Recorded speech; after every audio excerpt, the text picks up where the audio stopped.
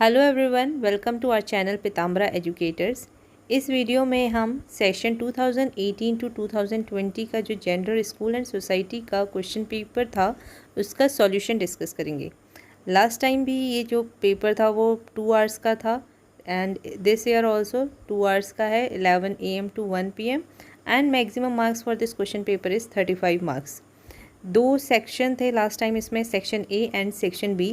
Section A में 8 short answer type questions थे और उसमें से हमें 5 अटैम्प्ट करने थे। ईच क्वेश्चन कैरीज 3 मार्क्स और मैक्सिमम वर्ड लिमिट जो थी in short answer type questions की 150 वर्ड्स थी। तो आज हम इस वीडियो में, ये वीडियो पार्ट 1 है और इस वीडियो में हम स्टार्टिंग के 4 क्वेश्चंस डिस्कस करेंगे from section A. So the first question is, explain what are the main reasons of gender bias. Gender bias means male and female जो जेंडर है इनके बीच में क्यों डिस्क्रिमिनेशन किया जाता है, इसके हमें कारण बताने हैं, वो भी इन 150 वर्ड्स, क्योंकि ये क्वेश्चन जो है आपका बस 3 मार्क्स का है। सो इसके आंसर के लिए मैंने सिर्फ मेन पॉइंट्स लिखे हैं और इन मेन पॉइंट्स को आपको अपने वर्ड्स में डिस्क्राइब करना है फॉर मेकिंग 150 वर्ड्स। तो हमें मेन पॉइंट्स अगर लर्न होंगे तो फिर हम अपनी लैंग्वेज में इन्हें खुद से डिस्क्राइब कर सकते हैं, क्योंकि ये बहुत जनरल टॉपिक है। First point is illiteracy. तो इलिटरेसी में हमें क्या लिखना होगा कि जब लोग इलिटरेट होते हैं तो उन्हें हर एक जेंडर के इंपॉर्टेंस के बारे में नहीं पता होता। इवन अगर गर्ल्स की इंपॉर्टेंस नहीं पता, गर्ल्स की पॉपुलेशन कम हो जाएगी और बॉयज़ की ज़्यादा हो जाएगी, तो इससे भी क्या होगा, प्रॉब्लम होगी। और लोगों के अनपढ़ होने के वजह से क्या होता है कि वो पुराने मिथ्स में, यानी कि जो अंधविश्वास है उस पर बिलीव करते हैं और इसी वजह से वो गर्ल्स को स्कूल में भी नहीं भेजते हैं, गर्ल्स को पहले से ही हाउस होल्ड वर्क में लगा देते हैं। तो इससे क्या होता है, फिर और लिटरेसी बढ़ती जाती है and it promotes to gender bias. Next is lack of awareness. तो इलिटरेसी की वजह से मेनली रूरल एरियाज़ में जो है लैक ऑफ अवेयरनेस है, उन्हें यही नहीं पता कि हम किसी जेंडर को बहुत ज़्यादा इंपॉर्टेंस दे रहे हैं और किसी को बिल्कुल नेगलेक्ट कर रहे हैं या अवॉइड कर रहे हैं।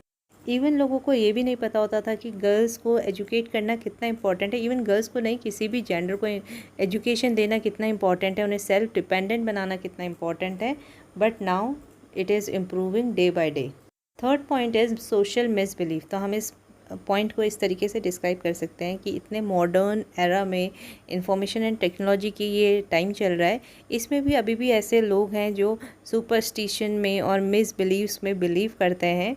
For example child marriage. तो अभी भी लोगों को ऐसा लगता है कि लड़कियों की जल्दी ही शादी कर देनी चाहिए, उनको एजुकेशन प्रोवाइड करके कोई फ़ायदा नहीं होता, क्योंकि आफ्टर मैरिज उन्हें रोटी ही बनानी होती है, घर का ही काम संभालना होता है। So this is a miss believe, जिसकी वजह से जेंडर बायस प्रमोट होता है, यानी कि लड़के और लड़की में भेदभाव होता है। डाउरी एंड एम्ब्रियो किलिंग, ये भी सोशल मिसबिलीफ है। लोगों को लगता है कि दहेज जो है लड़की वालों को देना चाहिए, और एम्ब्रियो किलिंग मीन्स कि गर्भ में ही बच्चे की हत्या कर देना। तो जैसे ही गर्ल चाइल्ड, उन्हें पता चलता है कि होने वाला चाइल्ड जो है वो गर्ल है, तो उसको मार देते हैं। तो ये सारी चीज़ें क्या करती है, जेंडर बायस को प्रमोट करती हैं। Next is narrow ideology. Narrow ideology means संकीर्ण सोच या संकीर्ण मानसिकता। तो इस पॉइंट को हम ऐसे डिस्क्राइब कर सकते हैं कि नैरो आइडियोलॉजी क्या होता है, जेंडर बायस का रीज़न होता है और लोगों का ये बिलीव होता है कि जो भी बॉयज़ हैं वो बड़े होकर पेरेंट्स को सपोर्ट करेंगे, वही उनको देखेंगे, और जो बॉयज़ हैं उनको पढ़ा के ये फ़ायदा है कि वो घर के लिए कमा सकते हैं, जबकि लड़कियों को पढ़ा के it is waste of money and time. Next is psychological factor. तो एक चाइल्ड की साइकोलॉजी इस तरीके से डेवलप होती है बाय सीइंग देयर सराउंडिंग, या फिर उनको इस तरीके से एजुकेशन मिलती है कि women are inferior than man and man are superior. Next is assumptions and traditions. तो बहुत सारी सोसाइटीज़ में ये बिलीव होता है कि जो लड़का है वही हमारे कुल का दीपक है, यानी हमारे कुल को आगे लेके जाएगा। तो ऐसे ही एजम्पशंस की वजह से क्या होता है, जेंडर बायस होता है। Next is patriarchal society. तो पेट्रियार्कल सोसाइटी भी बहुत बड़ा रीज़न है जेंडर बायस का। पेट्रियार्कल सोसाइटी में क्या था, मेल को सारी पावर दी गई थी, तो उसकी वजह से क्या था, वेमेन के साथ डिस्क्रिमिनेशन होता था। And the last reason is defective educational society. जो एजुकेशन है उसमें भी डिफेक्ट्स हैं, लाइक वो प्रैक्टिकल लाइफ पे बेस्ड नहीं थी। एजुकेशन में knowledge about gender, gender equality, ये सारी चीज़ें इंक्लूड नहीं थी, तो इस वजह से भी जेंडर बायस प्रमोट होता है। तो इस तरीके से आपको आंसर 1 एक्सप्लेन करना है, और इवन अगर जेंडर बायस से रिलेटेड कोई भी क्वेश्चन आता है तो आप इन पॉइंट्स को यूज़ कर सकते हैं।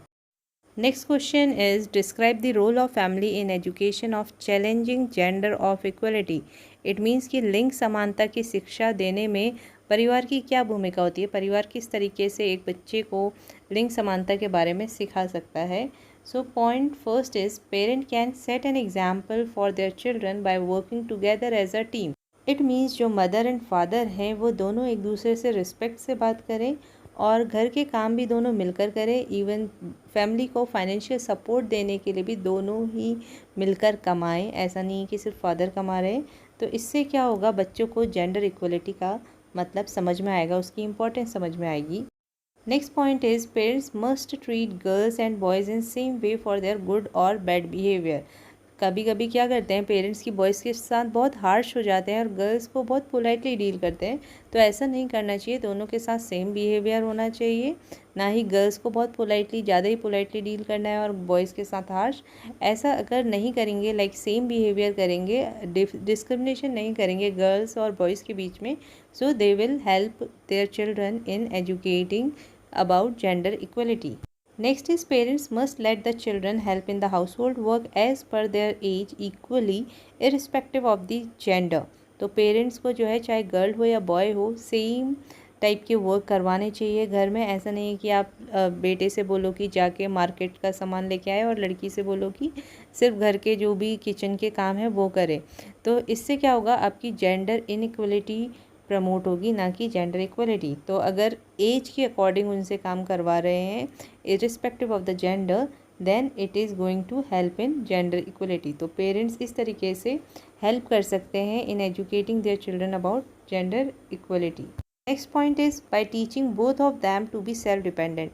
तो बेटा और बेटी दोनों को ही सेल्फ डिपेंडेंट बनाना चाहिए. लाइक अपनी प्रोटेक्शन वो दोनों खुद कर सकें, फाइनेंशियली इंडिपेंडेंट दोनों हो सकें. Next is set the same curfew time for both. Curfew time means दोनों के घर आने का टाइम जो है सेम सेट होना चाहिए. ऐसा नहीं कि एक का 7 o'clock है और एक का जो है कोई टाइम ही नहीं है.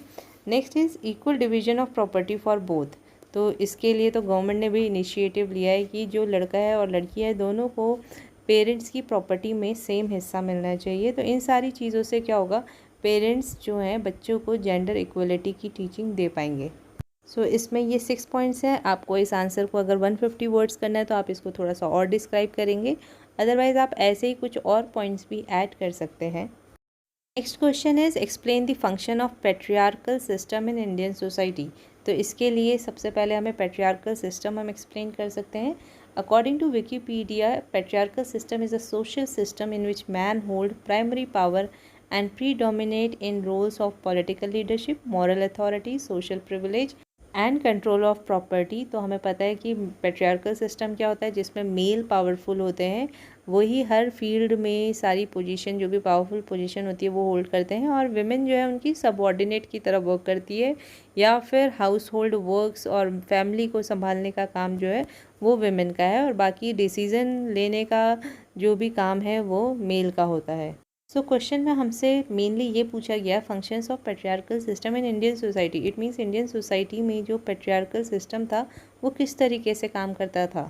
तो the first point is man make all decisions in both society and in their family unit. तो चाहे सोसाइटी हो या फैमिली हो, सारे डिसीजंस जो थे वो मैन लेते थे. चाहे वो पॉलिटिक्स हो या मिलिट्री हो, हर जगह जो थे मैन ही थे पावरफुल पोजीशंस में. इवन इंडिया में नहीं, जब यूएस की बात करें तो वहाँ पे भी यूएस मिलिट्री में भी सारे मैन होते थे before world war first.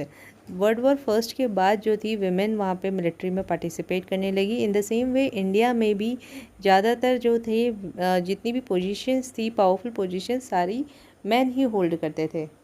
Next point is most of the parents don't even want their girl child to be born. Boy child gets better education, nutrition, clothing compared to girl child. तो patriarchal system में ये भी चीज़ें थी कि parents चाहते ही नहीं थे कि उनकी जो भी चाइल्ड हो वो गर्ल हो, और इन केस अगर हो भी जाए तो भी क्या होता था कि अगर उनके घर में लड़का और लड़की हैं तो लड़के को ज़्यादा न्यूट्रिशनल, ज़्यादा एजुकेशन, ज़्यादा अच्छे कपड़े, ये सारी चीज़ें मिलती थी. Next is data on land records shows that in India only 28% of women own land both individually and jointly despite having 50% share in overall population.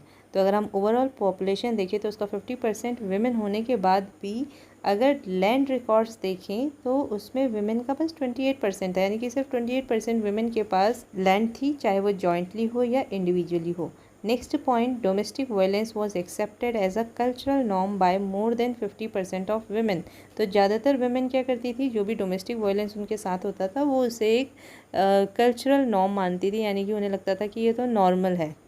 इस तरीके से आपको आंसर नंबर 3 में पैट्रियार्कल सिस्टम में जो जो भी चीज़ें होती थी वो सारी चीज़ें डिस्क्राइब करनी है। Now question number 4, what is the role of non formal education in gender empowerment. It means non formal education ने जेंडर एम्पावरमेंट में कैसे हेल्प की। सबसे पहले हम डिस्क्राइब करेंगे non formal education. It refers to the education that occurs outside the formal school system. तो जो फॉर्मल स्कूल सिस्टम्स के बाहर एजुकेशन हो रही है that is non formal education. For example जो कोचिंग क्लासेस होती हैं, ऐसे अगर यूट्यूब से आप कुछ सीख रहे हैं तो वो भी नॉन फॉर्मल एजुकेशन में आएगा। और ऐसे एनजीओज़ जो होते हैं वो एजुकेशन प्रोवाइड करते हैं, तो ये भी नॉन फॉर्मल एजुकेशन में आएगा। नॉन फॉर्मल एजुकेशन को डिस्क्राइब करने के बाद आप जेंडर एम्पावरमेंट को डिफाइन करेंगे। It is the empowerment of people of any gender.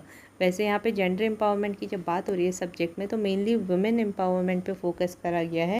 और अगर आपने हमारे चैनल पे जेंडर एम्पावरमेंट वाली वीडियो देखी है तो आपको पता होगा कि जो जेंडर एम्पावरमेंट कंसेप्ट है उससे पहले विमेन एम्पावरमेंट कंसेप्ट आया था। फेमिनिज्म की जब बात हो रही थी तो ये देखा गया कि सिर्फ विमेन का ही एक्सप्लॉयटेशन नहीं हो रहा है, उन्हें ही सिर्फ अपने राइट्स के बारे में नहीं पता, ऐसे ही कुछ मैन भी हैं और कुछ और जेंडर ग्रुप्स भी हैं जिनको अपने राइट्स के बारे में नहीं पता, जिनको उतनी इम्पोर्टेंस नहीं दी जा रही है, उनको एजुकेट नहीं किया जा रहा है, फाइनेंशियल इंडिपेंडेंट नहीं है वो, तो तब जाके जेंडर एम्पावरमेंट का कंसेप्ट आया। Now, role of non-formal education in gender empowerment. Non-formal education prevails in our country where out of school, children and illiterate adults, especially women, can learn how to read and write. तो ऐसे लोग जो school में नहीं पढ़ पाए वो non formal education के थ्रू लिखना और पढ़ना सीखते हैं। Non-formal education make women and other gender aware of their rights in the society who were not able to attend formal education. तो ऐसे लोग जो स्कूल नहीं जा पाए, कॉलेज नहीं जा पाए, वो लोग अपने राइट्स के बारे में कैसे जानेंगे। तो नॉन फॉर्मल एजुकेशन उनको उनके राइट्स के बारे में बताता है, उन्हें अवेयर कराता है कि उनकी क्या क्या राइट्स हैं। Next is non formal education provides the knowledge related to health and finance which helps women and other gender to become strong and independent. तो इवन नॉन फॉर्मल एजुकेशन जो है उन्हें हेल्थ इश्यूज से related, finance से related knowledge देता है जिससे कि वो स्ट्रॉन्ग और इंडिपेंडेंट हो सके। Next point is non formal education explains the importance of gender equality which helps in gender empowerment. तो जो नॉन फॉर्मल एजुकेशन होता है वो सारी टाइप की एजुकेशन देता है, चाहे वो हेल्थ से रिलेटेड हो, फाइनेंस से रिलेटेड हो, उनके राइट्स से रिलेटेड हो, और इवन आप ये भी पॉइंट मेंशन कर सकते हैं कि उन्हें एजुकेट करता है, स्किल एजुकेशन देता है, तो जिसकी वजह से वो अर्न भी कर सकते हैं। इस तरीके से आप इन पॉइंट्स को डिस्क्राइब करके अपना आंसर जो है 150 वर्ड्स का बना सकते हैं। और टाइम जो है 2 आवर्स है, तो आपको अपनी स्पीड भी मेंटेन करके रखनी है। ज़्यादा 150 वर्ड्स से ज़्यादा वर्ड्स मत लिखिएगा कि आपका टाइम कम पड़ जाए। इवन लास्ट टाइम हमने एक स्ट्रेटेजी भी डिस्कस की थी कि हमें शॉर्ट आंसर क्वेश्चन में, एक क्वेश्चन में बस 15 मिनट्स देने हैं, 15 मिनट्स में अपना एक शॉर्ट आंसर क्वेश्चन निपटा देना है। तो इससे हम 1 घंटे में 4 answers, short answer questions complete कर लेंगे और फिर अपने लॉन्ग आंसर क्वेश्चन के लिए 30 मिनट्स रखने हैं। तो बाकी बचे 1 घंटे में हम अपने 2 लॉन्ग आंसर क्वेश्चन कंप्लीट कर लेंगे। So this much in this video, and in next video we are going to discuss remaining 4 short answer questions. So stay tuned, please subscribe our channel, and thank you for watching this video.